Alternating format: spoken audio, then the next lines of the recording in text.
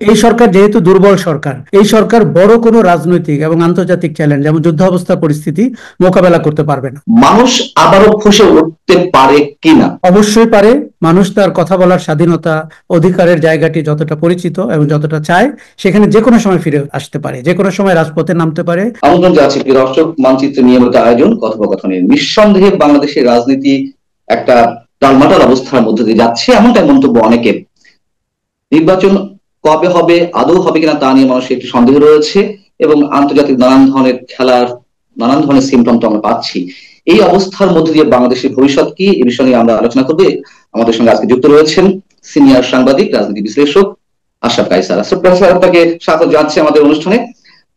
ভূমিকাতে বলছিলাম অনেক কিছু, সেই জায়গায় দাঁড়িয়ে আপনি এই মুহূর্তে বাংলাদেশের রাজনীতি সম্পর্কে কি মন্তব্য করবেন? কোন সুস্থির জায়গায় আমরা যাচ্ছি, নাকি আসলে টালমাটাল অবস্থার দিকে আমাদের যাত্রা?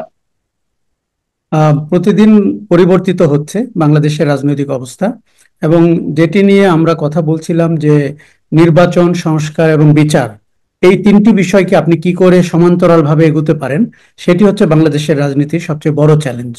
তার পেছনে তার সাথে যেটি যুক্ত হয়েছে যে বেশ কিছু ইন্ডিভিজুয়াল নন স্টেট অ্যাক্টর, তারা যুক্ত হয়েছেন বাংলাদেশের রাজনৈতিক পরিস্থিতিকে তাদের মতো করে প্রবাহিত করার।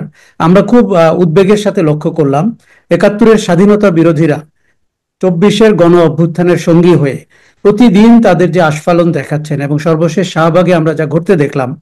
আমার ধারণা যে মানুষ রাজনীতি নিয়ে ভীত সন্ত্রস্ত, এবং তারা শেখ হাসিনার বিদায় চেয়েছিল, ফ্যাসিবাদের পতন চেয়েছিল, কিন্তু উগ্রবাদী, জঙ্গিবাদী এবং ৭১-এর পরাজিত শক্তির আস্ফালন সহ রাজনীতির যে পরিবর্তিত চেহারা, সেটি তারা চায়নি। আমি এই জায়গাটা একটু প্রশ্ন রাখতে চাই সাংবাদিক আশরাফ কায়সার, আপনি নন স্টেট অ্যাক্টর বলতে কাদের বোঝাচ্ছেন, কাকে মিন করলেন? দেখুন, যখনই গণ অভ্যুত্থান হয় বা বিপ্লব হয়, তখন প্রচলিত রাজনৈতিক শক্তি বা আন্দোলনকারী গোষ্ঠীর বাইরেও কিছু ব্যক্তিবর্গ কিন্তু অনেকটাই কন্ট্রোল বা নিয়ন্ত্রণের জায়গায় চলে যায়।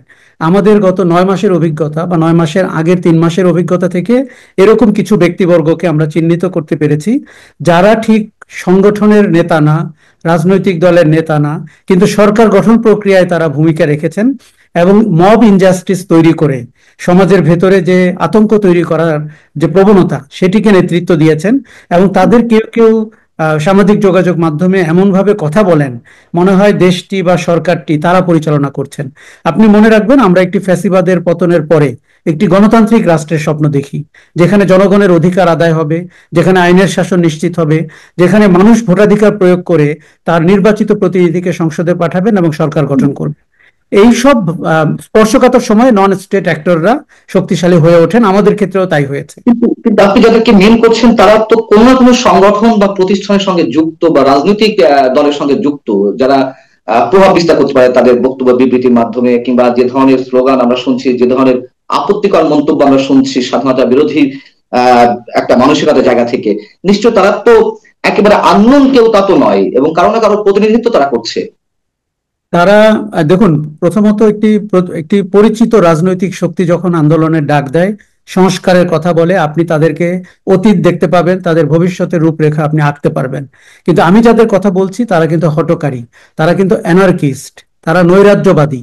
তারা এমনও হতে পারে অভ্যুত্থানের সুফল যেন বাংলাদেশ পেতে না পারে, পরিস্থিতিটাকে ওই জায়গায় নিয়ে যাচ্ছেন।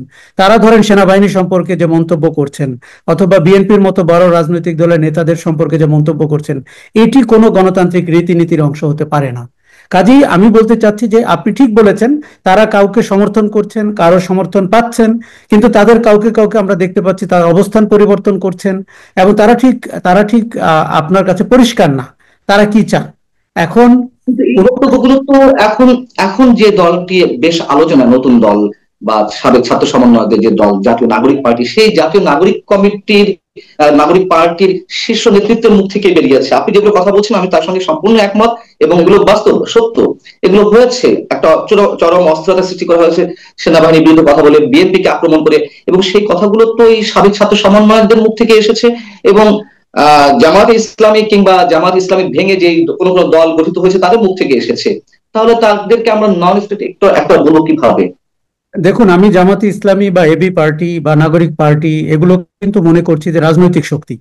এবং তার সাথে আপনি বিতর্ক করতে পারবেন। বা যখন কোনো ইন্ডিভিজুয়াল ওই ওই ওই প্রতিধ্বনি করেন, তাকে আপনি আসলে কোন মাপে ফেলবেন?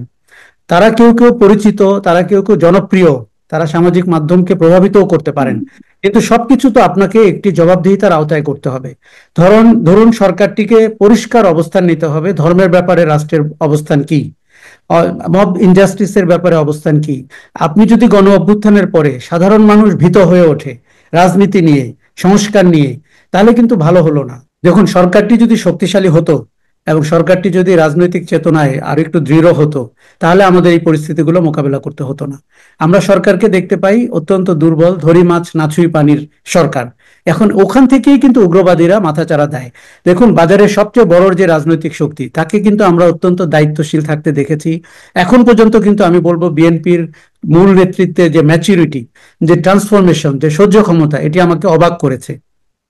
কিন্তু জামাতে ইসলামী এবং অন্যান্য ধর্মীয় গোষ্ঠীগুলোর যে আচরণ, এটি সরকারকে অনেক আগেই মানে হস্তক্ষেপ করা উচিত ছিল, স্টেপ ইন করা উচিত ছিল। আপনি বলছেন সরকার অত্যন্ত দুর্বল অবস্থায় রয়েছে, কেন দুর্বল? এখানে তো এই সরকার তো একটা গণ অভ্যুত্থানের মধ্য দিয়ে সৃষ্টি হয়েছে, সব রাজনৈতিক দলের একটি সমর্থন ছিল, তারপরেও কেন আপনার কাছে দুর্বল মনে হচ্ছে? এবং এই দুর্বলতার সুযোগে মৌলবাদের আস্ফালনের কথা আপনি বলছিলেন, মৌলবাদ কি খুব শক্ত ভাবে জেঁকে বসেছে আপনার মনে হয়? দেখুন, সরকারটি কথা ছিল অত্যন্ত সবল হওয়ার, কেননা আমার কাছে গণ অভ্যুত্থান হচ্ছে সবচেয়ে বড় ম্যান্ডেট একটি সরকারের, এমনকি আমাদের ভালো নির্বাচন এবং তথাকথিত নির্বাচনগুলোর চেয়ে। কিন্তু সরকারটিকে শুরু থেকেই আমরা ওই ম্যান্ডেটে বলিয়ান হতে দেখিনি। এমনকি তাদের কাছে, তাদের কেউ কেউ বলে ফেলেছেন তারা নির্বাচিত সরকার। কাজেই এই ধরনের কথা আমরা তাদের কাছ থেকে কথা আশা করি না, আমরা তাদের কাছ থেকে কাজ আশা করি। আপনি জানেন দায়িত্বটি অত্যন্ত কঠিন। আওয়ামী লীগের মতো একটা অপশক্তিকে মোকাবেলা করতে হবে এবং যাদের যে কোনো ধরনের দুষ্কর্ম করার ক্ষমতা রয়েছে। ভারতের মতো একটি প্রতিবেশীকে আপনার মোকাবেলা করতে হচ্ছে, যিনি 9 মাস ধরে চরম ব্যর্থ হওয়া সত্ত্বেও বাংলাদেশ বিরোধী প্রচারণা অব্যাহত রেখেছে। এবং দেশের ভেতরে 3টি বা 4টি রাজনৈতিক গোষ্ঠী রয়েছে এবং ধর্মীয় মৌলবাদী গোষ্ঠী রয়েছে, যাদেরকে আপনার মোকাবেলা করতে হচ্ছে। সরকারের ভেতরে সমন্বয়হীনতার দারুণ অভাব আমরা দেখতে পাচ্ছি, এবং কে কি বলছেন, কেন বলছেন, কোথা থেকে বলছেন আমরা বুঝতে পারছি না। আমরা প্রায় প্রশ্ন করছি তাদেরকে ম্যানেজমেন্ট দক্ষতার অভাব রয়েছে কিনা। এবং আপনি 9 মাসে যদি অর্জন দেখেন, আপনি বিচারের অগ্রগতি কি দেখছেন, সংস্কারের অগ্রগতি কি দেখছেন, নির্বাচনের অগ্রগতি কি দেখছেন? ফলে আমাদের একটা ধারণা হয়েছে যে দেখুন, সরকারে আপনি যখন একবার বসে পড়েন, তখন অনেক শক্তি আপনার পাশে আসে, আন্তর্জাতিক শক্তি সহ। তারা আপনাকে অনেকভাবে প্রভাবিত করবে যে এই সরকার থাকুক, এই সরকারের সাথে নির্বাচিত সরকারের চেয়ে ডিল করতে সহজ। কিন্তু এইগুলো তো বাংলাদেশের মানুষ চায়নি। বাংলাদেশের মানুষ চেয়েছে শেখ হাসিনার পালিয়ে যাওয়া প্রশাসনকে আপনি নিরপেক্ষ করবেন, শক্ত হাতে প্রশাসনের লোকগুলোকে বিদায় করবেন। তার কিছুই কিন্তু ঘটেনি। সচিবালয় হচ্ছে আওয়ামী লীগের সবচেয়ে বড় ঘাঁটি এই মুহূর্তে। এবং আপনার প্রশাসনের যে সচিবরা রয়েছেন, উপসচিব রয়েছেন, অতিরিক্ত সচিব রয়েছেন, তাদেরকে কিন্তু আমরা গত 15-16 বছরে ফুলে ফেঁপে উঠতে দেখেছি। তারা সব দুষ্কর্মের সহযোগী। তারা 3টি খারাপ নির্বাচন করেছেন, শেখ হাসিনা থেকে শুদ্ধাচার পুরস্কার নিয়েছেন। আপনি তাদের ব্যাপারে কোনো অবস্থান নেননি। এখন সরকার হারে হারে টের পাচ্ছে যে ব্যুরোক্রেসি বা আমলারা তাদেরকে দিয়ে ভুল কাজ করাচ্ছেন, ভুল কাজ করিয়েছেন, যেটি জনবিরোধী, যেটি মানুষ চায়নি। কাজেই সরকারটি চতুর্মুখী বিপদের মুখে পড়েছে। এবং প্রফেসর ইউনূসকে মানুষ পছন্দ করে, তার কূটনীতির ক্ষমতা রয়েছে, তিনি বাগ্মী হিসাবে বিশ্বে পরিচিত। কিন্তু সরকারের যদি ডেলিভারেবলস দেখেন, সরকারের কাজ কিন্তু ব্রেকিং নিউজ তৈরি করা না, স্ক্রল করা না। সরকারের কাজ হচ্ছে নীরবে কাজ করা, মানুষের কাজ হচ্ছে তার সুফল ভোগ করা। সেই জায়গাটিতে আমি বলবো যে এখন পর্যন্ত আমরা সরকারকে খুব বেশি কৃতকর্ম হতে দেখিনি। তাহলে এইভাবে যদি আরো 9 মাস যায়, 9 মাস গেছে, আরো 9 মাস যায়, আমি 9 মাস বলতে আগামী ফেব্রুয়ারি মার্চ ধরতে পারি, বা ফেব্রুয়ারি, এবং এর মধ্যেও যদি নির্বাচন না অনুষ্ঠিত হয়, সেরকম একটি সম্ভাবনা, সেরকম একটি আশঙ্কা মানুষ করছে, তাহলে তার পরিণামটি কি হতে পারে? দেখুন, প্রথমত আমি বলি, আমি কিছু মৌলিক সংস্কারের পক্ষে, প্রধানমন্ত্রীর ক্ষমতা কমানোর পক্ষে, আগামী সরকারটিকে জবাবদিহি করার পক্ষে, আমাদের সাংবিধানিক প্রতিষ্ঠানগুলোকে সত্যিকার অর্থে কার্যকর করার পক্ষে, এবং সংসদের দ্বিকক্ষ বিশিষ্ট সংসদের পক্ষে, নারীদের সরাসরি নির্বাচিত হয়ে আসার পক্ষে। এই যে মৌলিক ব্যাপারগুলো, আমার ধারণা আমরা একটা সংখ্যাতত্ত্বের ফাঁদে পড়েছি। 1000টির মতো নাকি সংস্কারের প্রস্তাবনা এসছে। কেউ কেউ বেরিয়ে বলছেন আমি 174টির ভেতরে 143টিতে একমত হয়েছি। এভাবে কি আপনার সংস্কার হবে? সংস্কার কি টিকমার্কের বিষয়? সংস্কার হতে হবে সব পার্টিকে এক রুমে ডেকে, এবং মনে রাখতে হবে আপনি এমনটি হতে পারে অগাস্টের 3 তারিখে, গত অগাস্টের 3 তারিখে এই আলোচনাটি করছেন যখন শেখ হাসিনা ক্ষমতায়, তাহলে আপনি কি করতেন? সেই আবহ তৈরি করে সংস্কারটি করতে হবে। এখন আমাদের প্রত্যেকের অভিলাষ জন্ম হয়েছে আমরা যে কোনো উপায়ে ক্ষমতায় যাব, এবং আমরা ক্ষমতায় চলে গেছি ভেবে সংস্কারকে দেখা, এটি করলে কিন্তু হবে না। কাজেই আপনি যদি 9 মাসের অগ্রগতি দেখেন, আমি বলবো আমি খুব হতাশ। আগামী 9 মাস যদি এভাবে চলে, আমাদের জীবনের 18টি মাস নষ্ট হলো, এবং প্রকৃত সংস্কার হলো না, প্রকৃত বিচার হলো না, প্রকৃত নির্বাচনের দিকে আমরা এগুলাম না। কাজেই সমান্তরাল ভাবে এট এ গো। এরকম হতো যে আমরা এগোলাম না, যদি জায়গায় থেকে থাকতাম, জায়গায় রয়ে যেতাম, যে কোনো লাভ হলো না, তাও না একটা প্রশ্ন, না ঠিক আছে, কিন্তু তার চেয়েও কি আরো ভয়ঙ্কর ক্ষতি হওয়ার সম্ভাবনা রয়েছে না? আরো বড় কোনো ধরনের পে করার সম্ভাবনা রয়েছে না? প্রথম কথা, আমরা জায়গাতে নেই। শোনেন, আমি মনে করি হাসিনার বিদায় হয়েছে, ফ্যাসিজমের পতন হয়েছে, এটি একটা চ্যাপ্টার, এটি একটি দারুণ এবং আমি সবসময় বলে থাকি ওই অভ্যুত্থানে কারা অংশ নিয়েছিল, কোথা থেকে এসেছিল, এগুলো আমার কাছে ইমম্যাটেরিয়াল। শেখ হাসিনাকে পতন ঘটাতে হবে, ঝেঁটিয়ে বিদায় করতে হবে ওই মুহূর্তে বাংলাদেশ রাষ্ট্রের, সেটিই ছিল প্রধানতম কর্তব্য। সবাই অংশ নিয়েছেন, আমি দেখেছি, নিজে থেকেছি, লোক জড়ো করেছি, সবকিছুতে আমি বলবো আমরা ঠিক কাজ করেছি। কিন্তু পরবর্তী 9 মাসে আমরা কি পেছনের দিকে গেছি কিনা সেটি দেখতে হবে। বিশেষ করে ধর্মীয় মৌলবাদীর জায়গা থেকে মৌলবাদী শক্তিকে ক্ষমতা কেন্দ্রের পাশে এনে, অথবা যারা সাম্প্রদায়িক রাজনীতি করতে চান, যারা 71কে প্রশ্নবিদ্ধ করতে চান, তাদেরকে কি আমরা ক্ষমতা কেন্দ্রের কাছাকাছি এনেছি কিনা, বা তারা এসে গেছেন কিনা? যদি তাই হয় তাহলে আমরা পেছনের দিকে গেছি। এখন আপনি যদি দেখেন আগামীতে আমাদের সংকট বা চ্যালেঞ্জগুলো কি, দেখুন কোনো বিনিয়োগ হবে না নির্বাচিত সরকার না হলে। আমাদের বিনিয়োগ বোর্ডের নির্বাহী প্রধান তিনি যতই সুন্দর প্রেজেন্টেশন করুক না কেন, আমরা জানি দেশি বিদেশি বিনিয়োগরা নির্বাচিত সরকারের সময়কে ধরে রেখেছেন বিনিয়োগের জন্য। এই সরকার যেহেতু দুর্বল সরকার, এই সরকার বড় কোনো রাজনৈতিক এবং আন্তর্জাতিক চ্যালেঞ্জ যেমন যুদ্ধাবস্থা পরিস্থিতি মোকাবেলা করতে পারবে না। তখন আপনার একটি রাজনৈতিক শক্তি লাগবে যারা নির্বাচিত। আরেকটা হচ্ছে জনগণের ম্যান্ডেট পাওয়া, ভোটের ভেতর দিয়ে শক্তির যে শক্তি নির্বাচিত দলের, সেটি একটি অন্য অন্য সময়। হয়তো তখনও আমাদের কিছু দুশ্চিন্তা তৈরি হবে, হয়তো তখনও আমরা আরেকবার ভাববো কি করে তাদেরকে জবাবদিহিতার আওতায় আনা যায়, কিন্তু সেই পরিস্থিতিটা একটা ভিন্ন পরিস্থিতি হবে। কাজেই থাকলে 9 মাস ধরে আমাদেরকে আবার হতাশ হতে হবে এবং আমাদেরকে একটি আতঙ্কের মধ্যে থাকতে হবে।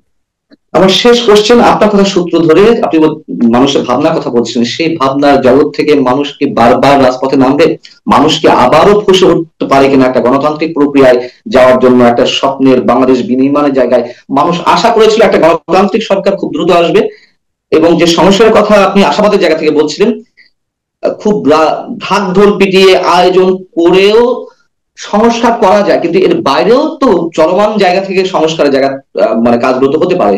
আমরা পুলিশিং এর জায়গায়, আমরা অন্যান্য যে বিভিন্ন সেক্টর রয়েছে সেই জায়গাগুলো তো বিচারিক ব্যবস্থা বা মানুষের আস্থা ফিরিয়ে আনার মতন আইন শৃঙ্খলা পরিস্থিতি, আমরা দেখলাম যে এর মধ্যে অনেক ধরনের বিতর্কের সৃষ্টি হয়েছে আইন শৃঙ্খলা পরিস্থিতি কেন্দ্র করে, মামলা, হত্যা মামলা ইত্যাদি ইত্যাদি।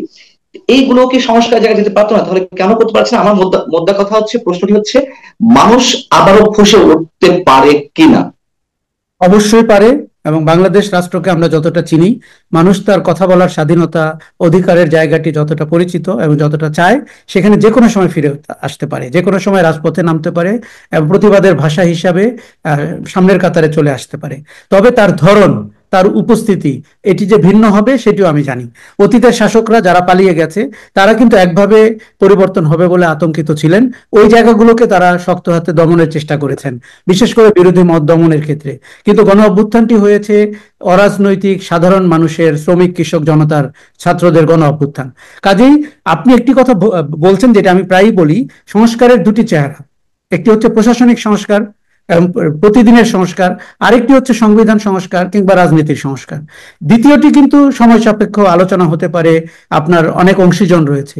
প্রথমটি তো আপনার কর্তব্য, আপনি প্রশাসনের লোক বাদ দিয়েছেন কিনা, আপনি পুলিশের সংস্কার করেছেন কিনা, আপনি এই যে গণহারে হত্যা মামলা হচ্ছে, এটি আমি বলবো গণ অভ্যুত্থানের পেছনে ছুরি মারা হচ্ছে। গণ অভ্যুত্থানটি হয়েছে চেনা মানুষদের আপনার ধরে ধরে সুচারুভাবে বিচার করার, সেখানে আপনি গণহারে হত্যা মামলা দিয়ে তাদেরকে দ্বিতীয় ধাপে জামিন পেয়ে বেরিয়ে যেতে, গরুর মালা নিয়ে তারা রাজপথে ঘুরবে, এই পরিস্থিতি আমরা দেখতে পাচ্ছি। এই কাজ যারা করছেন আপনি কেন তাদেরকে জবাবদিহিতার আওতায় আনছেন না? আপনি যেই সৃজনশীল অপরাধ বাংলাদেশে হয়েছে, সেই সৃজনশীল অপরাধে অভিযুক্ত ব্যক্তিবর্গকে কেন আপনি ধরছেন না? আপনাকে পুলিশকে ঢেলে সাজাতে হবে, বিচার বিভাগকে ঢেলে সাজাতে হবে, এবং আমরা একটি যথোপযুক্ত বিচার চাই, যাতে ওই বিচার নিয়ে প্রশ্ন না ওঠে, আগামীতে যেন কেউ একই ধরনের অপরাধ বা অনিয়মের সাথে যুক্ত না হয়। এগুলো তো কোনো সংস্কারের ঐকমত্যের বিষয় না, এগুলো তো আপনার কাছে প্রত্যাশিত। আগে আগে আমরা বলতাম মুখ চিনে চিনে বিচার হতো। আপনার নাগরিকের অধিকার আছে কি নাই, আপনি এবং আমার মধ্যে পার্থক্য তৈরি করেছিল দেশটাকে বিভাজিত করে। এই সরকার তো দেশটাকে ঐক্যবদ্ধ করবেন, সবার জন্য আইন সমান, সবাইকে বিচারের আওতায় আসতে হবে অপরাধ করতে হলে। আমরা তো তাই দেখেছিলাম। সংস্কারের ক্ষেত্রে তো এগুলো কোনো বাধা না, কিন্তু এগুলোই হয়ে গেল আমাদের আলোচনার বিষয়, প্রতিদিনের আলোচনার বিষয়। আমরা দারুণভাবে আমাদের সময় নষ্ট করছি অহেতুক কর্মকাণ্ড করে, পোশাকি আয়োজন করে, এবং আপনার প্রশ্নবোধক বিচারের ব্যবস্থা করে। অনেক ধন্যবাদ সাংবাদিক আশরাফ কায়সার আপনাকে আমাদের সঙ্গে সংযুক্ত থাকার জন্য। দর্শক, আহ সাংবাদিক আশরাফ কায়সারের মতো মানুষরা যা বলছেন সেই কথাগুলোকে যদি সরকার একটু গুরুত্ব দিত, কোনো রাজনৈতিক দলের বক্তব্য বিবেচনায় না নিয়েও, তারপর নিশ্চয়ই 9 মাসে সম্ভবত অনেক কিছু করা যেত। আমরা সেটাই মনে করছি। আল্লাহ হাফেজ, ভালো থাকুন সবাই।